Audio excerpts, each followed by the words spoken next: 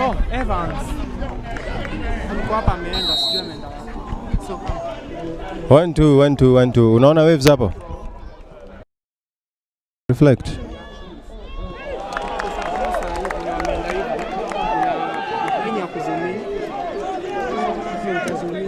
Kwani? Sabiha kwanza. Sijaweka leo. Kamera iko nayo kwa kiwanja so we can hear you speak. Sisi test. Sasa wewe umeingiaje hapa hivi? Bwana ameniambia niko hapa. You want a photographer? Do photography.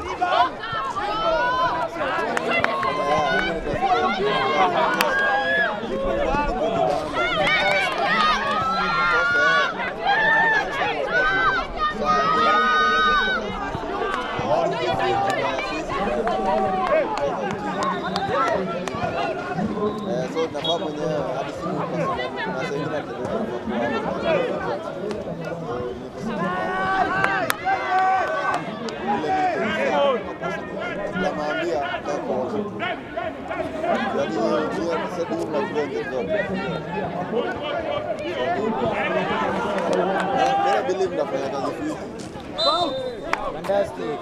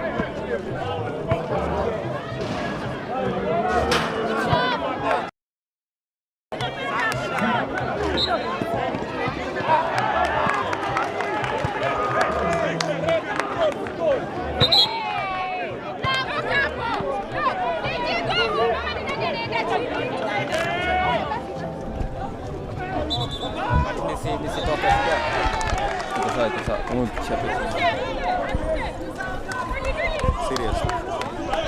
Yeah, okay. You can comment it. Which games are playing here? Right now, this is the second quarterfinals between Mount Kenya University and the African Nazarene. Remember, this is the men's second quarterfinals. The first one was between Strathmore and Muranga, of which Strathmore won, and they will be walking right away to the semi-finals that will be played later on. Remember, on the other side of the pitch, we have the third place, the best third play,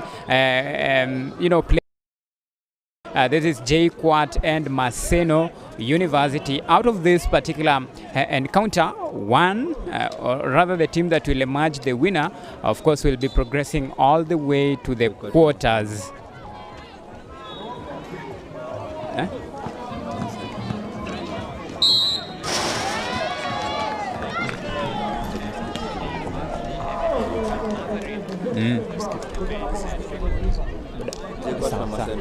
Nimekosea ama nimekuwa right? Huyo jamaa hawezi kupotea instruction.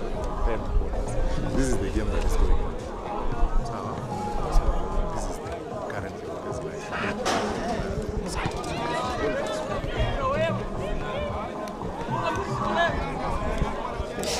Right, so we have the JKUAT and MASENO University. Remember, this is the third place playoffs. So we'll be from this particular encounter, they'll be choosing the best team that, of course, will be marching all the way to the quarterfinals. Right now, JKUAT leads with 28 points against MASENO University, which has 9 points. And of course, this is the second quarters. And if owing by the same trajectory, if it ends this way, then that means that JKUAT will be marching all the way to the quarterfinals that will be played today to see if they can fancy their chances and march all the way to the semis. And of course, if they emerge lucky, who knows, maybe they'll be playing in the finals. Of course, in this particular, these two teams met in Group A.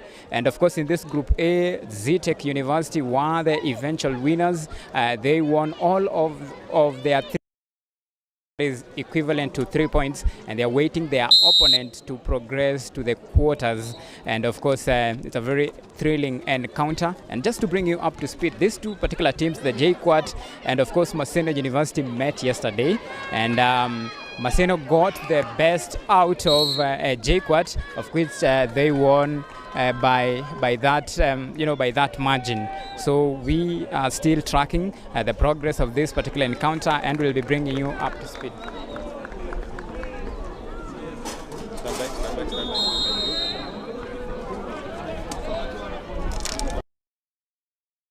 Now we are coming to you live from Kenyatta University playing field. Remember this University Sports Federation. We have the ongoing matches.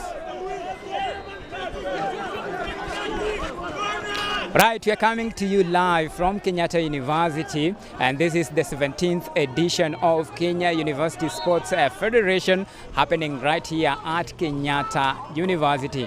Behind me, we have a couple of matches, and of course, just to be precise, we have a match between Jomo Kenyatta University of Agriculture and Technology against MASENO University. But before we bring you up to speed with what is happening, just to give you some intrigue, I'm not alone. I'm joined by my able co-host, that is Elizabeth. Elizabeth, first of all, say something about me. Hello everyone, my name is Elizabeth. I'm so excited to be here. I'm so excited to be watching this match live. Yes. All right. So Elizabeth, yesterday was quite a very interesting encounter. I remember we had a total of 24 teams, 12 from men's side and 12 from women's side. What really, stood out for you yesterday, even as we focus on the second day of this Kenya University Sports Federation games, to be precise, the basketball. What was the standout, game, or rather, what can you pick from day one, now heading to day two? Okay, what I've understood from my analysis from yesterday's matches, there are some teams that didn't bring in their A games yesterday, but today, as you can see, some of the teams, let's say example JKUAT. JKUAT has really brought its A game today, and they are right now they are in front of MASENO with 28, while MASENO has 9. That's a really improvement from yesterday. Yesterday they had some, from my observation, yesterday they had some few challenges, like their teams are not well coordinated for me on my side. And what about you? Which team do you think has stood out from you from yesterday and today? Well, for me, I'll say it was a spirited fight from the 12 teams. And to be precise, you remember Group B was played here, Group B and C. And of course, it was quite amazing to see what this team really stood, or rather stand out. For me, a standout performer was the Mount Kenya University. The first match they played against Strathmore University, a very strong team. Then they were beaten, but they went back, put their house in order. They regrouped. Their second match they won. Their third one they won.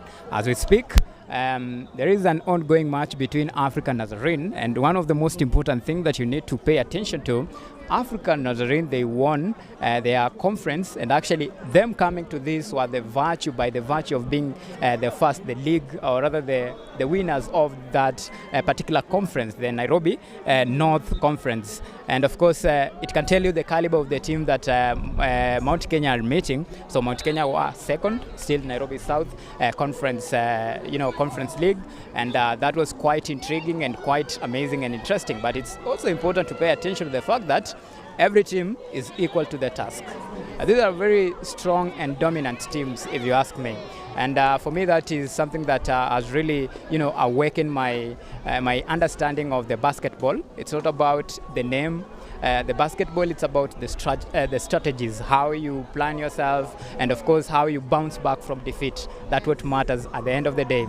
And you mentioned a good example. We have JKUAT, who are playing against MASENO University. Remember their match against MASENO University, they were beaten by the same team. But now, as you can see, the trajectory are quite different, and it's all about strategy, picking up from the losses, and of course building on that for the next game. So if things stand out the way they are, then this is a team that will be matching all the way to the quarterfinals. And you never know what might happen in the quarterfinals. So this is really and thrilling encounter. We call it the extravaganza basketball affairs. On your end, I don't know really what stood out for you now that we are in day two. For me, what has really stood out is that these teams today, they are in it to win it. today they are in it to get the goal. Every team wants to make it to the semi-finals, and not every team will be able to make it to the semi-finals. So today, all players, all teams, all schools must really give out their A games, must really try their best so that they can make it to the semi-finals, and where they will proceed, where the best teams will proceed to tomorrow for the finals and the final match to win the cup that they were all came here for. Yes, that's what really stood out for me today. And I know time is running pretty quick. Remember, we already have the first quarterfinals against Strathmore. Of course, they are the winners. So remember, we are coming to you live on KUTV and of course B+ Media. And we want to throw this discussion back to the studio to our able host, just to give you an intriguing aspect of the entire coordination of these sports and why it means to you as a community, as a university, and of course as a basketball enthusiast. Back to you in the studio.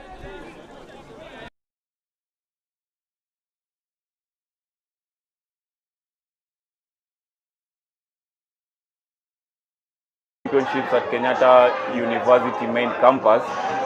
We have a group of teams coming across the region on board just to try gauge the preparedness from every other side.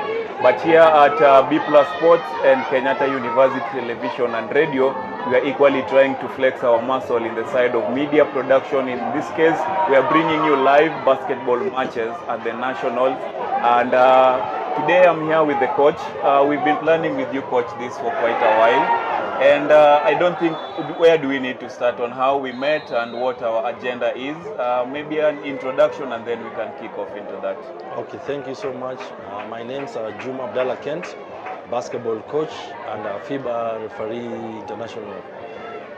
We started meeting like about 3 weeks ago to plan for this event and see how can we take these university games to the next level. Because what we thought that was missing was the link and the data and the media for people to see the talent that is in the universities. So we met, we agreed, and then we thank God that KUTV accepted to partner with Black Boy Media and B+ to take this game to the next level, and it has been good and extremely. For what I can see, honestly, the universities from outside Nairobi, they have tremendously improved. They have taken the game to the next level. A team like MKU men, Chuka women, Maseno women, Muranga, Taita Taveta. These are teams that used to become and be whipped. You just know the scores will be above 50, but now teams have really improved. And if such thing is continued and made, the game will go to the next level. Yeah, coach, maybe we get to understand what your understanding of this level of playing and also some of your prowess with the national team. Can you just give us a background on your journey in basketball coaching or even playing years? Okay, I'll give you my refereeing. I've been a referee for over 30 years. I started in around 1992 till today. I got my international license in 98 in South Africa. And from there, I just gauged and went on.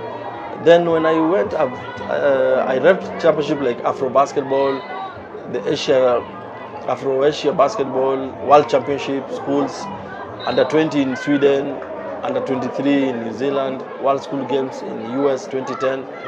Then I thought of, let me go to something that is challenging. And the challenge was the coaching. Because with coaching, you ever keep learning. Yes, and I've coached high school. I've coached a school like St. George's for over 20 years. I've helped quite a number of schools like Keregoya, Butere Girls, Alliance, Loreto Limuru, Bahati Girls, and so many other more. Then I coached University of Nairobi for the last 10 years. I stopped in 2022, 2023 to venture. But now I'm coaching a ladies team called Footprints to try and help girls that are unfortunate to continue with education, to give them education through sports. And now where I sit, I can say basketball has really gone up. And I would request the executive of the Kenya University Sports Federation, the KUSF, if they can extend the number of days of this competition, can be good. Because now they do 3 days. They should extend to 5 days. And trust me, with things like KUTV and Black Boy Media, sponsors will come. Because no sponsor will come without data, without media. And this brings me the perfect time to ask, with all your expertise in doing the refereeing, in coaching, it's also very important if such kind of information can be broken down for TV platforms, because this is where, again, it's very important. It's the multi-million-dollar platform for doing university sports. So how we bring together that information and the expertise of people in the sport, bringing it together with the media is very important. So maybe we just bring it further home into the Kenyatta University main campus, because sports are here and at the USIU Africa platform. So what has been your take so far? How has been the game since day one? Today we are on day 2. Just carrying on, things are getting much intense as quarterfinals are up soon approaching. That's good. The games have been good. They have been breathtaking. Yeah. Teams have not won just by landslide. They won after really working hard. Yes. And the level has gone up, especially the men's level, I'll be honest, has really gone up. So what needs to be done is, first I'd like to appreciate KUTV coming in and on board, because this thing is costly. Yes. If you can get sponsors, you can get some guys to come and invest in this, you'll never go wrong. I'll give you an example. In the US, the NCAA, they play the March Madness. In itself, it's such a big deal. It's a very big thing. Especially now people are heading towards the playoffs. Sorry, coach, for cutting you short. Yes. So you can find now, like they signed a contract of $8 billion. Even NBA have not signed $8 billion just to televise a 1 month event of universities. So Kenya, we can go to that level because there are so many talented kids. All our national team players come from this university. Yes. Clubs pick from this university. Name it: hockey, basketball, football, rugby, athletics. And now that Olympic are taking under 24, where do you get your under 24? From university. So if universities get support, get facilities, they get equipment like basketballs, nets, good uniforms, they get good facilities. We try and help and see how can we build indoor courts. You see, like now the weather was not good. Yes. You delay, you have to sweep. Actually, it really delayed on the start of the first day, pushing more games to the next day. So these are things that we are peeling and seeing. How can somebody come and partner with such people like KUTV, KU as a university, to help improve these facilities? You see, like basketball is an indoor game, but we play it outside. But we would like to have university to have their own indoor games, so that it can take us to the next level. Then through that, it can give more scholarship to more needy, talented students who are bright and are very talented in sports. Yes. Looking at some of the group matches or pool matches for the basketball men, coach, I really loved the statement you said. By the end of us coming to the group or pool stages, you will be able to determine who is able to go all the way, get it to the semis and so on and so forth. So I just wanted to pick your brain. So Pool A for the men pools, we had USIU, Kabarak, Embu and TUM. So what did you notice if you watched some of these matches, and what are your sentiments? In that pool, I watched 2 games. Yes. I watched the game between USIU and Kabarak and TUM, and USIU played well, although Kabarak took them to the wire. But the only thing they made USIU won is USIU plays in the league. Yes. Kabarak doesn't. You find the teams that are playing, the universities that are in Nairobi have got an upper hand since most clubs are in Nairobi. Yeah. So they get exposed by playing league. Yeah. But the teams that are outside Nairobi, they don't play in the league and they don't get exposure. So USIU, I know will qualify to the quarters and to the semis. A definite. Who else are you looking at within that group to go in as second to USIU? Maybe Kabarak, depending on how they play too. Yes. Maybe Kabarak, depending on how they play too. Okay. We will be doing a breakdown of some of those stats also later on as we finalize. So, but let's move on to Pool B. We had JOUST, we had TTU, we had MKU, and we had Strathmore. Number one thing, yesterday when we were streaming, we had a lot of fans from JOUST really requesting us, let's put that match on live and so on and so forth. So JOUST members, please subscribe to some of our platforms and let's hear from you about that. So coach, back to you on that Pool B. What's your take on it? On that take, I loved the game yesterday between Strathmore and MKU. Yeah. It went to the wire. Yeah. Nobody expected MKU could take Strathmore. Strathmore have been the national champs of KUSF several times. They have gone to the finals of the National League for KBF. So nobody expected. And trust me, MKU were the darling of the fans. Yes. And just like you said, I was met some students from MASENO, they were complaining, how come they're not in the TV? I told them it's only that we can only take one game at a time. We cannot take, and these games are played concurrently. You see here 2 games and USIU, so we cannot pick. We just pick the one that is there and the one that starts early. Yeah. But that pool, I can say, Strathmore and MKU will sail to quarterfinals. Okay, I would want to hear from Evans and Elizabeth. How did the game between Strathmore and MKU, how did that play out? Because they're on the other side of the match, also just taking account of what's happening. I would want to hear from what they have to say there. So, Coach, let's move on to Pool C. We had Muranga, we had Anu, we had Laikipia, and we had Kisii. What's your sentiments on how this pool looked like? Or if you watch any match, what was your thoughts? I watched Muranga, they had a blue uniform, yes, and they also shocked me. Because they took a team to the wire and they lost. Kisii. I think it was the Kisii. It was our last match that we streamed before we ended yesterday, yes. And it was good. Even a team like Kisii, I never expected that team to have good players. There's two boys I saw that are very good. And trust me, getting an opportunity and an exposure with such a kind of more, basketball will go to the next level. Okay. And that pool, I can say, Muranga and Kisii might sell to the quarterfinals. The third team, I'm not sure, depending on how they perform, because they pick the best two losers amongst the three pools. Okay. So, Coach, it's also an interest of mine. I'm sure when you're looking at the game, we depend on some individual brilliances, yes? So, what do you look for in such games, for example, taking account for Kisii and Muranga, where you noted a few good players? What do you look out for, and what did you notice on those boys? What I noticed is that there is so much work to be done by the National Federation, Coaches Commission, and Referees Commission. If this a university like Muranga, Kisii, they could get a coach to be second there. Yeah. These boys will go to the next level, because as they were playing and they didn't have, like Kisii, they didn't have a coach. Yeah. It was a former student, and I think a student who was injured. Who's acting as the Who's acting as the coach. And yes, there are things he doesn't know. It needs somebody who's been there. So if Federation or the Coaches Commission and the referees could take a coach seconded to those universities, the game ball will be different. And trust me, they'll go to the next level. Yeah. Because most of the best coaches are based in Nairobi, and not all coaches can get opportunity to coach all these teams. Not but everyone. If we can go to, we devolve these services. They go to Mashinani, they go to Muranga, they go to Kisii, they go to Juice, they go to Maseno. Basketball will be very interesting. As it is what you are trying to do with Black Boy and Kenyatta University, be able to go down to those levels, do those live matches, give us a good account of what's happening down there. I think we'll be able to take account and archives on areas of improvement, so we can always go to the next check level on that. So I would not want to be biased here, and we had the women or pools also happening. I think most of these also happened at USIU and KU. I don't know what your take is on Pool A. We had ZTech, we had Chuka, Maseno, and JKUAT. I think some of these matches happened here yesterday. Yes, they happened here. Did you get to watch any? I get to watch. Of course, ZTech being the defending champs, they won, of course, all their games. What gave me a shock or made me be more impressed was the Maseno.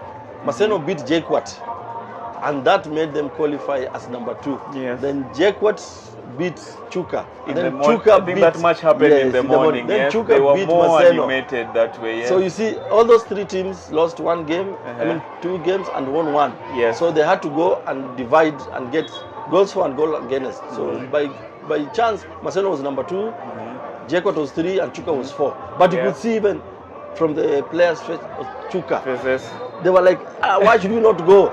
Because that pool was the difficult one. But ZTech got, because they won, and every time they were playing, this other team was stepping up. It was not just a one-sided game. They had to work to the wire. But it was a good pool. Okay. Moving on to Pool B, we had TUM, we had UOE, we had Muranga, and we have Strathmore.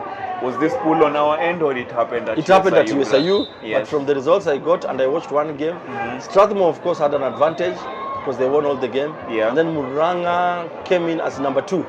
So Muranga are supposed to play ZTech in the quarters. But another game of TUM, I saw TUM were good, but they were very short. They were beaten with the size of this, especially Strathmore. And what I also saw on that one, they lacked exposure. Because some conferences, this university comes from some conferences, there are very few. There are 3 or 2 ladies. So you play the 3 matches only, 3 matches, you come to nationals. Then nationals, you come, you play the big ones, they hit you. Then your season is over. So this is something that's why I'm requesting the executive of KUSF, if they can take these games more, and they even make 3 teams per conference. It can be good and competitive. Because that is something I've also noticed with some of the sports around. you realize teams like Strathmore in National League matches playing every other weekend. Kenyatta University, handball, volleyball, hockey, football, all of them are already in the National League. So when here, this is a normal weekend for them. For some of the teams coming from the county, this is a match in after 2 months. After 2 months, it's true. So the difference is really clear in that bit. I wanted to move on to the final pool for the women. We had KC, we had USIU, we had Kabarak, and then we had TTU. From the results, what's your take and what do you think? From the results, I know USIU will have an edge and will win won all their games. They will play quarters. And Coach, there's an interesting game happening. Yes. I'm hoping again, Elizabeth and Evans, be on standby. Let us know what's happening on some of these platforms and then we can move on. So that way, I think the number 2 mostly might be KC. And you know one funny thing, MASENO was number 2 in the Western Conference, but they didn't come. Yes. So KC was number 3. So by virtue of being number 3, they had KC to be the came. best losers. Because most have a policy that if you're not number 1, you don't go. But you can imagine how that place is competitive, and it is easier to make it that way, so that we know how it goes. Okay. Yes. Yeah, Coach. So most of the pool matches are coming to an end. So I want to hand it over back to the studio. We'll continue on this other end and then maybe they join us later on for what's happening. But for this point, I don't know if Evans and Elizabeth are ready so that we can hand over to them. But until we get that go ahead, Coach. So let's just have a run of some of these results. USIU men and Kabarak, USIU beat them 48-26. This result could have been more, or this is an okay result? That's an okay result, although might have been more. But I said Kabarak were good. Yes. It's only that they lack exposure. But it would have gone more. But USIU was normally the eventual winners. Okay. 2 men 34, Embu men 47. What's your take on this figure? That one could go either way. Yes.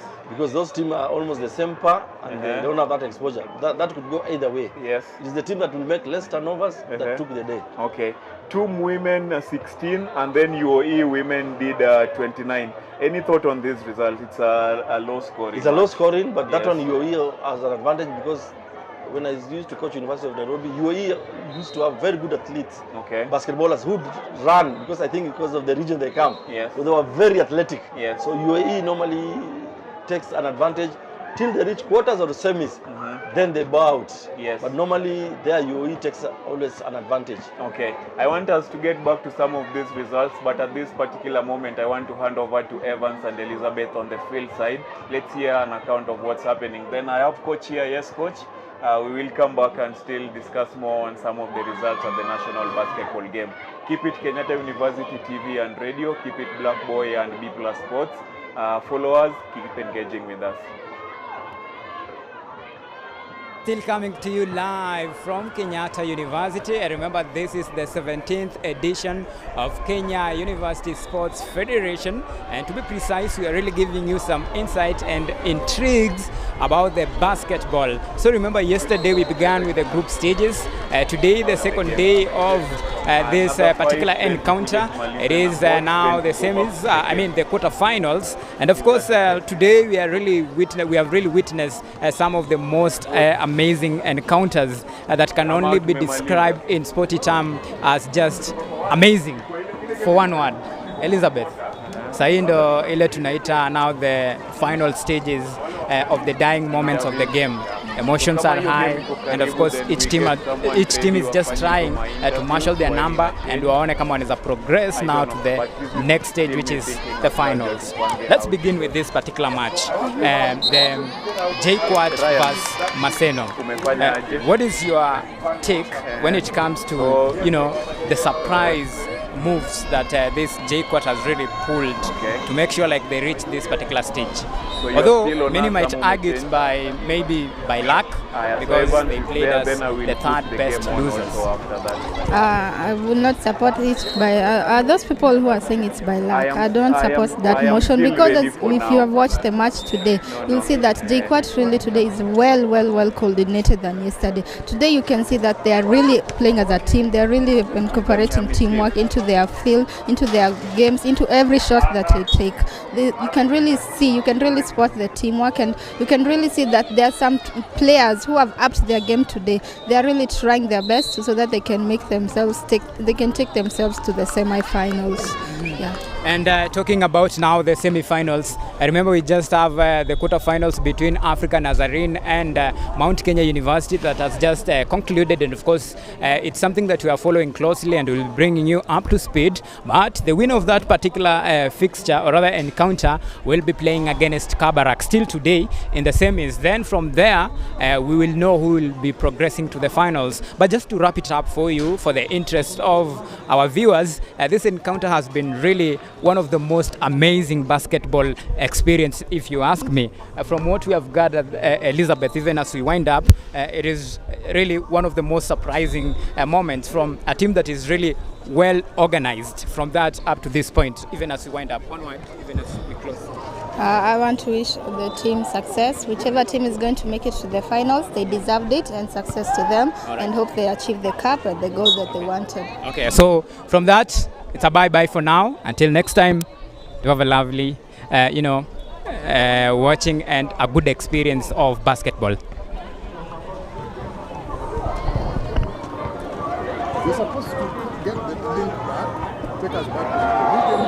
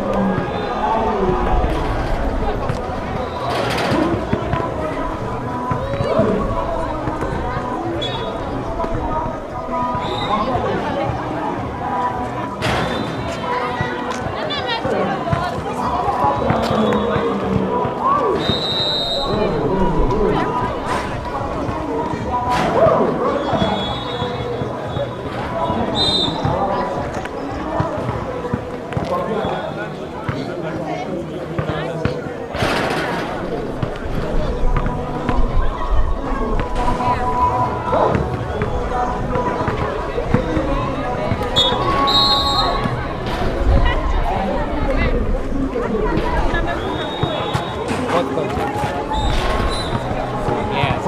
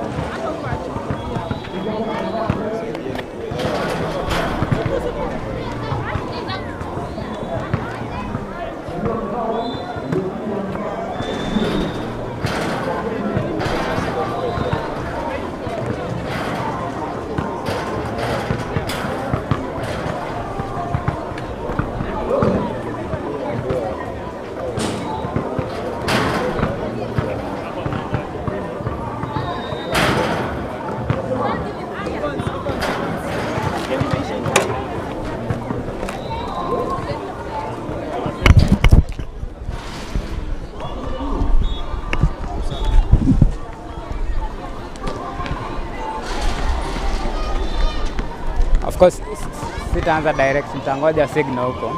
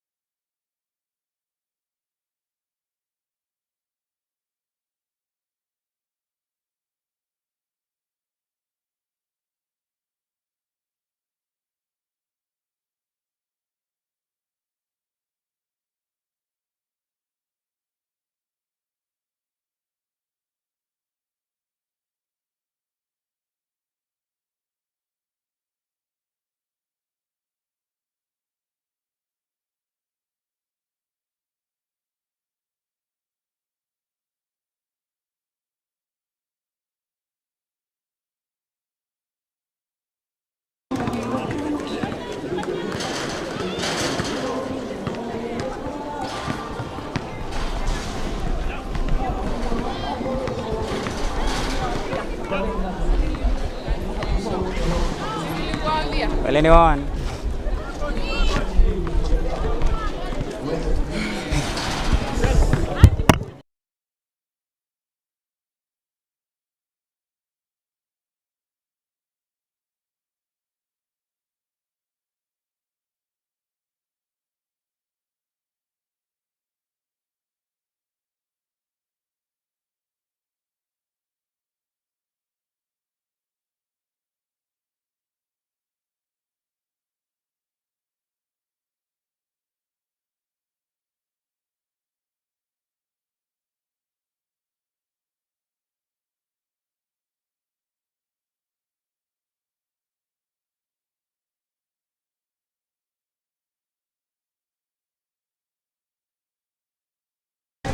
After hapa mnaenda? Same is.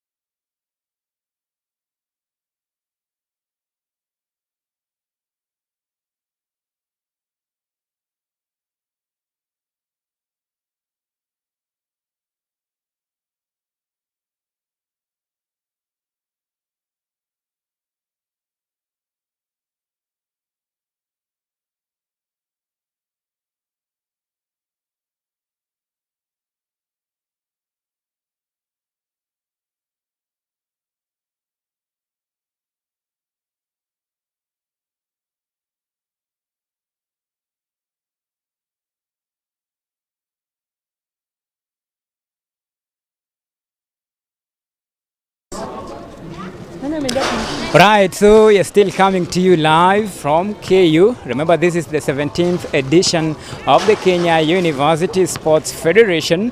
And of course, the match that has just concluded is between JKUAT and MASENO. Remember, this was the third place best playoff. And of course, by virtue of that, of course, we have the winner and the losers. But just to get a feel of what really transpired in this particular match that was played just right away, let me get some insight from one of the players. Pretty quick experience. How was the match? The match was good. We wanted the game from the first to the last. These guys bet us. Yeah.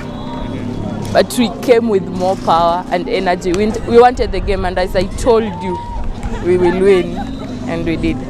All right, and yesterday you played against the same team. Wakawafanyia ile kitu.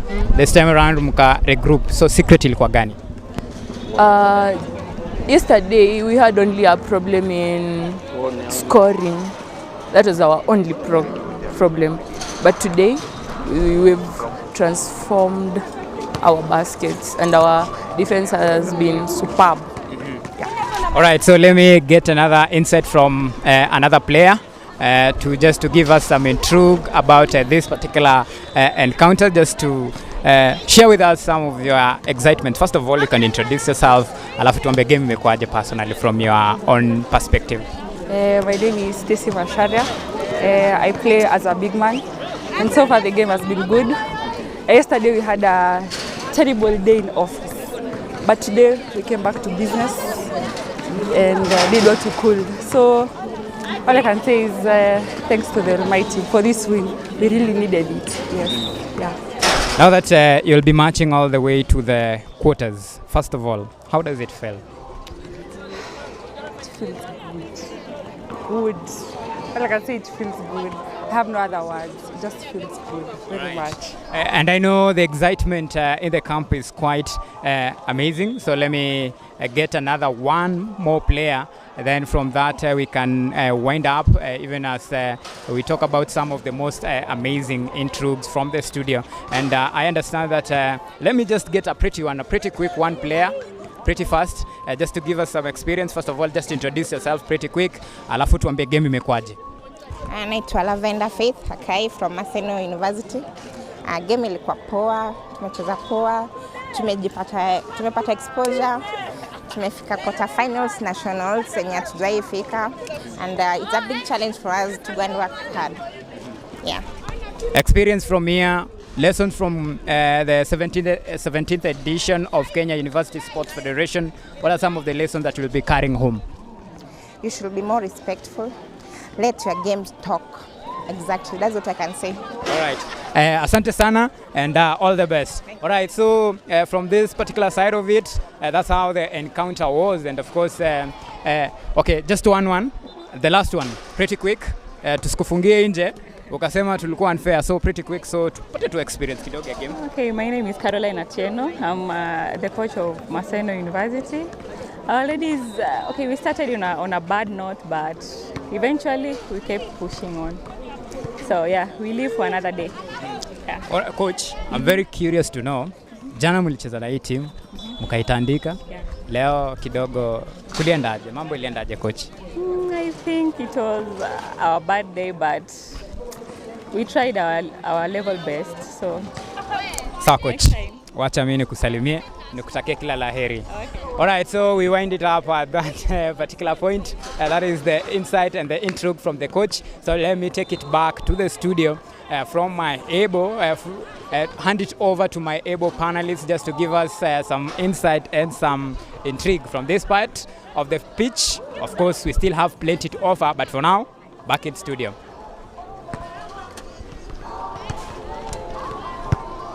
Just from a match from JKUAT and MASENO, and another wholly contested match, Anu and MKU. Coach, let's start from here. What has happened? Because you went out a little bit and you came back really animated also on how that played out. What's your take? Okay, my take, it was a very good game. Yes. It went to the wire, like what people expected, but Anu carried the day. Anu won by 55 and MKU 53. The game could go either way. Yes. But Anu took the day. Like I just told you, the upper advantage is because they play the league. Anu is in the Premier League. Yes. I can count the teams that are here in Premier. Anu, Premier, Strathmore Premier, USIU Premier, and then Division 1, we've got JKUAT, we've got KU, we've got ZTEC, and KUSF. Okay. Those are for the men. So you see, that gives them an upper hand. But that game went to the wire. Yes. Because you find like Anu, we are the 2 top scorer who scored 14 points each. That is Dennis Opio and Hamswell. Maxwell Mito. And it's Ezekiel Jock, 40. No, it's Jazzy number 40. Justin Opio, yes. Yeah, Justin Opio. Number 55, Maxwell Mito. Sorry, thank you, coach. So that is something that shows, and like I told you, these game standards have gone up. Yes. And like before, Anu would have beat this team by 40 points, 20 points. But now, and like you see, it's 1 point, half a point difference. That means that was really interesting and very painful for MKU. Till I had to go out and see for myself. So to me, I can say I thank God the standards of the game are going up, especially basketball. I don't know of other games. I know football also is a game that is followed by many. Yes, but for basketball, I can say the standards have gone high. Because this is the only first time MKU has come to the nationals and have reached this level. At that particular to me, they lost in the score sheet, but in my heart, MKU they have won really big time. Yes. Yeah. So, coach, you've mentioned a couple of teams who are in the Premier League, and it's interesting to see Strathmore and Anu are the only other side. USIU are in Division 1. No, USIU in Premier. Are also in Premier. Men and women Premier. ZTEC is only women Premier. KU is Division 1, both men and women. JKUAT is Division 1, men and women. Okay. So Anu, Strathmore, USIU, men and women Premier. ZTEC is only women. The men are in Division 1. Okay. Yes. So that was interesting because in the men quarter-final, we had USIU coming out on top of Pool A. They were facing Embu, who are in the runners-up for Pool D as the best losers from the Pool D. Did you see this match, or have you gotten the results of some of those? That one I've not. I was just trying to get the results because it's played on the other side. Happening. Okay. Then the other team also who made it was Joust and Kabarak in the other men's quarter-final. Oh, I'm sorry. These are matches which are taking place at USIU. So it explains why we still haven't gotten it, but we are working on it, and then we'll be giving that out. The quarterfinals happening at KU. We had Strathmore facing Muranga. Do you know the details about this? This one I know Strathmore won, and they won with I think 7 points. I'm not sure of the scores, but they won with 7 points. Because I heard the coach for Strathmore saying that this is the only tournament he has come and he's sweat to win. Yes. He doesn't win like usual. He sweats to win. So you're saying either his boys are taking two things reluctant or the other teams have stepped up. I told him, definitely. To me, the other team have stepped up. Yes. We just need to appreciate and work harder. Because you would think a match between Strathmore and Muranga would be an easy match for a KUF Premier League team, yes? That's true. Definitely the match which has just ended and we went out to look at what happening was the match between Anu and KMKU. And I think you've said your sentiments over and over at how much that has excited you. Yes. So what are we looking at in the semi-finals at this particular point? Now in the we only know what's happening in KU. I know Strathmore will qualify. I know USIU. I know Anu. Coach, is there a chance we can come back and we are really disappointed USIU have not beaten him? Are you foreseeing such I'm still foreseeing with the type of level and standards. I'm seeing something can happen. Okay. Because even now I've seen the JKUAT have beaten MASENO in the women's quarters. And at the pool games, MASENO had beaten JKUAT. Yeah. But you see now JKUAT have stepped it up. So they won 42-23. So that means also the same is for ladies. I'm seeing ZTEC playing Strathmore, USIU playing JKUAT. Okay. So I'm hoping Elizabeth and Evans on the other end, you guys are taking account of some of these quarter-final matches between the men and the women sides. What's happening at KU and what's happening at USIU will help us and coach get a better perspective of that so that we know how that goes. Coach, another thing that is also interesting is the need to make sure the kids are growing in the sport as early as now, getting the right basics. How can that be improved with sports such as KUSF and even at individual university level? What I think, if they get good personnel in terms of coaches and referees, because you can get a good coach, but if you don't get referees that gives you the rules, it will be difficult. Yes.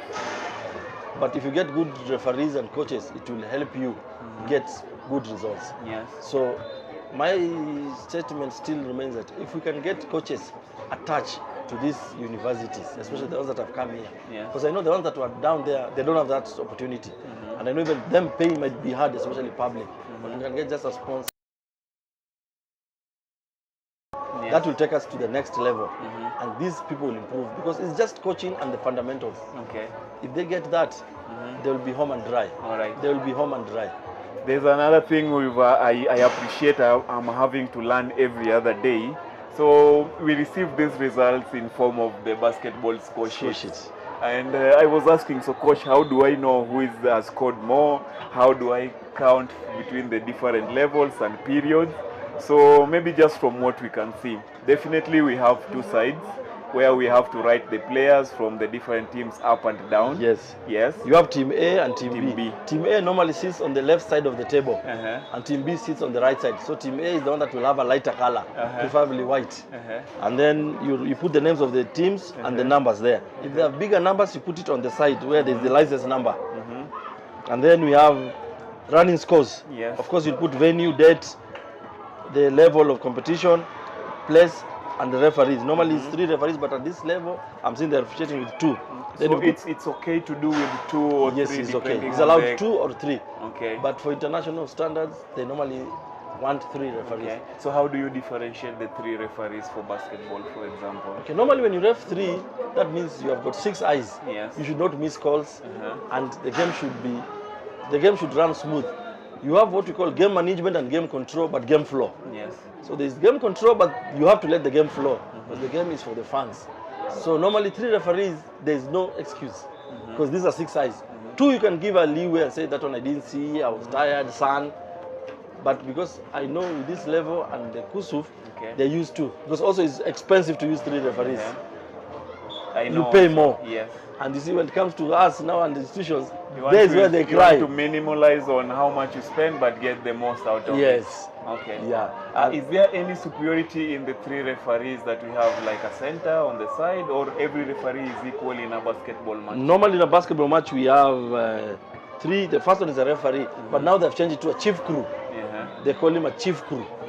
He's the main guy who makes decision. Anything that is not within the rules or has to make a decision is the chief crew takes.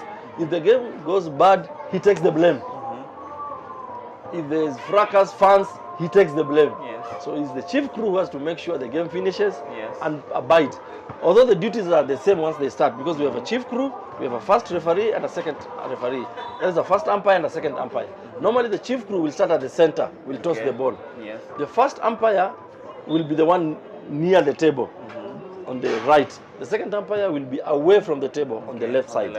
And that's how we take. And then we see here on the score sheet we've got quarters period. Yeah. We've got period 1. You see period 1 was Anu that scored 11 and MKU 14. Then the period 2, Anu scored 10 and the other one 14. Period 3, 12 and 9. Then period 4, 27 and 16. Yes. Then you add up all those scores, they give you the final tally. Okay. And Yes. in favor of Anu. Then you write you said the it was team names. 55, yes. Yes, and the time the game finished, because you normally write the time the game started. Okay. So this one is the old score sheet, but there's a new score sheet where you write the time where the game finished. Okay. So that you as a person, you see this game took Because how it's long. definitely clear there's a time when it starts for every. Yes. Okay, referee details also on it, competition name. Yeah, all these are very clear. I'm seeing we have to also sign at the end of every. So after this, the table officials, the scorekeeper and the timekeeper. Normally in international, you sign the score sheet. Okay. But here, because of payment way, you put your name. Yes. Because if you sign, somebody will claim that was my signature. Okay. So you put your name, and then you sign. Then the second umpire is the one to start signing. Then the first umpire on a 3-man. Then the chief crew signs the last one. Okay. On 2-man is the referee, the umpire who signs. Then the referee signs. Once the referee signs, even if a team is protesting, that game is over. It's over that way. Yeah, but before he signs, the captain can go and protest. Sorry. Is there a situation where also team managers or coaches have to sign also to affirm that that's the result? Basketball is only the captain if he's protesting. Yes. And that's why we have 4 sheets. Okay. We have the white one that goes to the organizers. The blue one also can go to the organizers. Pink goes to the winner. Yellow goes to the loser. Okay. So in this situation, you find white will go to KUSF. Blue will go to the coordinator of basketball. Yes. pink goes to the winner, yellow goes to the one who lost. So in case you have a problem on scores or fouls, you come to the coordinator. He has his copy. He will check and confirm. Then takes to the executive. Then they have a jury. Okay. They put a jury to it to make a decision. Are all these systems that are in play for this particular KUSF, all these are systems we work with for the National League? National League, but we try to make them have in KUSF because that's the way to go. Yes, because we need to train the students as early as now as early as the possible. right way to play or responsible way of That's capturing true. this. So at Black Boy and at KUTV or Kenyatta University in general, we are really big on the numbers. So this is where we are trying to tabulate all these figures, not only for this particular time, even past after the KUSF finals that are happening at the moment. We'll be able to track who was the top scorer, how much did you score, how can you tabulate all these numbers. So coach, maybe before we go, how can we figure out who was the most improved player or who was the most influential player from the two teams and the score sheet that we are looking at this moment?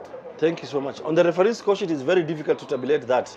We normally have a statistics, a score box. Yes. That is when that one you can tabulate. And like there's one that was put here between KC versus Kabarak University. Go on, coach. I'm trying to get it also. Not that one. So we are still on. We are trying to get the right match sheet so that as we are breaking it down, we are very clear. And again, we are very keen on the data. We have a perfect platform where these figures will be. So be on the lookout even past these games. You want to start it at the level of the university, take it to the high schools, and even in future we hope to get it to the federation and even the overall body in how we tabulate this. So coach, back to it, yes? So for the statistics, and for more information, you can go to www.basketballke.ke. www.basketball.ke. You can get more information and findings about basketball, university, and league. Yes. Now that one statistics you have there, that is the box score. It breaks down scores after every 5 minutes. It breaks down fouls. You see, like for example, Kisi is the team A, right? Yes, it is. Then we've got the name number 4. Number 5 is Lavin Otieno. Number 6. The numbers that have stars, that means they were the first players that started the game. The first 5. Right, those who have stars. Then you come to the next column is min. That is the minutes. Yes. The number 4. The total amount of minutes played or average minutes played. Total number of minutes that player played. Like this one, Tracy played 10 minutes 12 seconds. The other one played 33 minutes 50 seconds. So that is the minutes you play. Then we've got the next one is field goal. FG is field goal. Then you have missed and attempt. Then we've got percentage. So you see, like the first one, he never attempted any field goal, and he never made. Field goal, yes. The next one attempted 6 and made 3. So that is 50%. Yes. Now you go to the next one, 2-point field goal. Okay. You see the first one. I'm taking note now. Yes. The first one, Tracy did not attempt anything at all. But the second one attempted 1 out of 2. No, out of 2. So that means 50%. So for the 2 points, she attempted 2 and made 1. Yes. So the next column is 3 points. 3 points is the arc you shoot outside the at the find of the edge. Yes. Of course, the first one did attempt anything. The second one attempt 4 and made 2. 50%. Then the next column is FT. FT is free throw.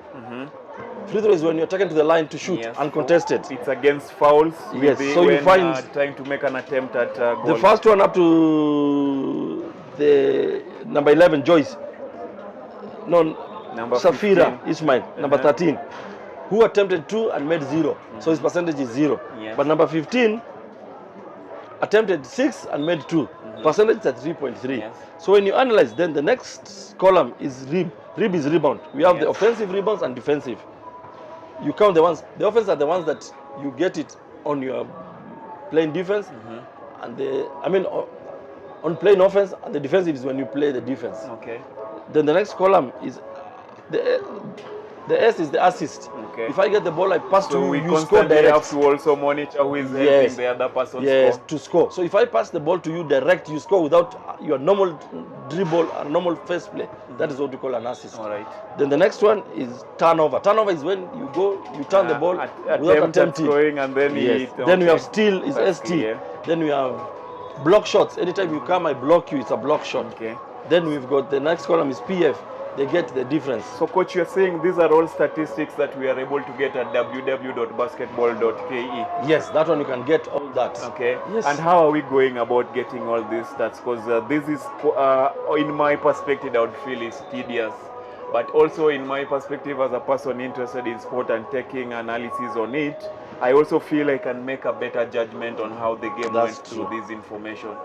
Maybe you can shed light on how we are going about this, and I hope Evans and Elizabeth on the other end also stand by to let us know on what's the way forward with some of the matches that are still in play or we are anticipating for the day. So coach, yes. So these stats normally it's tedious, but it will help you. As a coach, if I get this, I know my best shooter is number 5. Yes. So she has 15 almost all.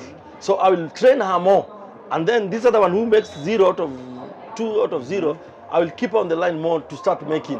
But this one is just perfect. It's also a way of noting if someone attempted 0 on the field goal, attempted 0 on the 2 points, attempted 0 on that the means 3. This player was playing safe. Yes. They never wanted to attempt anything. Yeah. They were playing safe. So and that's not good for the game. A way to also gauge on the impact of particular players in the game. That's true. On the other hand, if they got 50%, attempted 4, made 2 each and every other time, you also get to know the interest or the struggles and how to improve. And then with this, I can notice this player is very good and choosy. She does not just attempt often. She has a certain angle, because there's another stat when you look down. You see there's a certain angle she scores more. So you as a coach know that when my player goes on the right side, she scores more than the left. So I'll make my plays on the right side for her to score. And I know. And when you go at the last column, you find points. The second one scored, the first one scored 0. Individual points per player is being counted well. So if you scored 0, the second one scored 8, 2. Then all those points add up to that 36. Then when you go down, you see there is scoring by 5 minutes interval. Kisi, there's Q1, that's the first quarter. The first 5 minutes, Kisi scored 14 and Kabarak scored 2. The second 10 minutes, they scored 14, 2 points. Because that's the difference. And this one they scored 2, so that's 0. So that means another in the first way 10, also of gauging when the strength of you will even know when your players are tired, because you will find on the third quarter they score less. That means the players are tired. Because like in this situation, I can see in quarter 3, Kabarak really improved. At a point where they were only doing 2, 2, 6, 6 in quarter 1 and 2, they were able to do 10 and 19. And then leading into the fourth, they did 27, 33 out of 36 by Kisi. So yes, that means that they are playing well. Okay. Now when you go down, you come, now the key thing now for you to check, points from turnover, Kisi. When you go, you turned over the ball. The other team got the ball. Did they make a direct basket? So the points Kisi made from turnover is 9. The points Kabarak made from turnover is 10. So that means Kabarak's points on turnover is higher than Kisi. So if Kabarak plays better defense, their rate of scoring is higher than Kisi. So Kisi, they score if they go direct and score. But Kabarak on a turnover, they score more. So for a coach, that one knows also this is more a defensive team than the other one. They score, but they don't play defense. Then you go points in the paint. Paint is there, there's D and the semicircle. Kisi scored 16, Kabarak 20. So that means Kabarak either have tall players or they use the paint more. So for me as a coach, I know I'll not foul Kabarak so much on the paint. They'll kill me. They are stronger in that area. Then it's second chance points. We take a shot, we shoot, we miss, we get the rebounds. We score again. Kisi scored 6, Kabarak scored 5. That means Kisi was scoring on the second point chance better than Kabarak. Then first break points, you attempt, you miss, we get the ball, a player goes, I give a quick one. Kisi scored 10. I'm seeing LeBron and Luka doing this a lot now in the NBA league. So Kisi have 10, Kabarak have 16. So me as a coach, I know Kabarak have got faster players than Kisi from these stats. So that every time we go, somebody has to balance the court. Otherwise they'll kill us. And I know if you get the rebounds, my work is to start moving. I know you pass to me. This is something we click in training. That's why LeBron gets the rebounds. Neville goes. Or Neville gets the rebounds, then LeBron goes. Then you see the last time is bench points. The people who came from the bench, who didn't start. Kisi scored only 2. Kabarak scored 8. So that means Kisi have got good players, 5. The bench they don't have. Kabarak have got strong bench. Any 5 that are brought, they perform. The performance improves. So Kabarak has got a better bench personnel and scoring than Kisi. So that one helps you. Then you go to the next one now. The biggest lead Kisi took is 19. Kabarak took 0. So Kabarak never led. At no particular point. But Kisi, because they were leading, they were fast, it went. Biggest score run, Kisi made 12-0 without Kabarak scoring or taking a timeout. Okay. Kabarak took 14-0. Yes, and that was in the final quarter Yes. of the match, which means they came to life way late. Then you see lead changes. How many times did they change? No time they changed. That means Kisii led throughout. Time tied, they tied once. So that shows that Kisii and Kabarak tied the games once. Then time leading, Kisii led for 39 minutes and 48 seconds. Kabarak never led. Pretty much the whole match. Yes. So you see this one, as a coach, with these stats, I can plan my training plan for next week. If I'm supposed to play next games, I will use this to train and plan my training plan. So I know that now I need to work more on what, I need to emphasize on what, I need to give them conditioning, I need to make them jump, I need them to move their feet. So this one will analyze your training and your performance. So coach, is this shared with every team after every match, or at times they share, but the problem is some coaches don't understand it, can't tabulate it, can't know what to give the players. Because this one me at tabulate, I see this player of mine scores, I'll make a score. So if we are making on this, why should we take a 3 points? Why don't I bring the ball to you, you score there?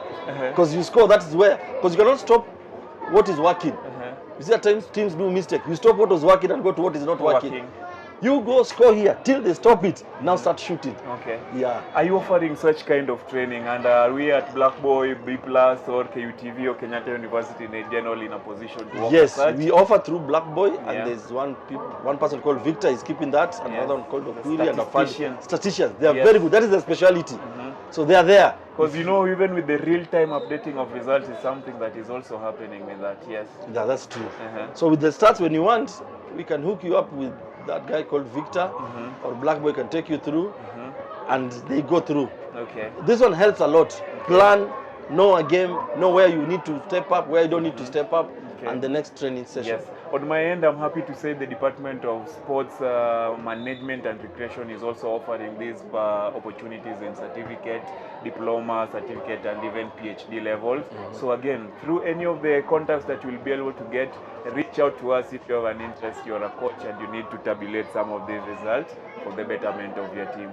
I'm seeing Evans on the other side who is ready. Maybe he can give us a breakdown of what is happening, coach. So I don't know if he's ready, we hand over to him. Thank you. Because I'm sure on the sports show is also running and it's almost coming to its end. So we might just want to do a brief recap of this. But if you follow up on the YouTube channels, the same opportunities will be there. So yes, I'm seeing Mike ready, so take it over. Are actually coming to the end of this this particular encounter. Just to bring you up to speed with what has just transpired. Remember, the match that we were tracking closely was JKUAT against MASENO, and of course JKUAT have won and they will be progressing all the way to the quarterfinals. I remember there was still another match being played against African Nazarene against Mount Kenya University, and that match ended in favor of Mount Kenya, who will be matching all the way to the semi-finals. But that match was quite intensive, and it was really, the atmosphere was at its fever pitch. Every team was trying to marshal their number to make sure that at the end of the day they walk all the way with the bragging rights as one of the most dominant teams. But in game of basketball, anything can happen. It's all about how disciplined you are in terms of defensive wise, how you execute your final plans, and how you fight and how you work as a teamwork. And that is the core part of teamwork as a unity. That is what has really played out well for the Mount Kenya team. Same case with the JKUAT, and of course they'll be marching all the way now to the quarters. From there, if they're lucky, they'll be progressing to the semi-finals. But we still have another quarter-final. This is the first quarter-finals of the ladies in this particular pitch. This is the Kenyatta University pitch. Remember, we have a couple of quarters that are being played at the USIU. But just to bring you up to speed, the quarter-finals that is currently underway in the ladies category, we have the ZTEC that is currently trying to see if they can progress to the semis, and it's really quite intensive affairs here in the 17th edition of the Kenya University Sports Federation, and we are tilting our angles to the basketball, and that is what we are really focusing on. So from this from us to you from this point, from this particular point. We just want to leave you with that. And of course, it has been one of the most extravaganza, quite amazing basketball affairs. That's all for tonight, or rather for today.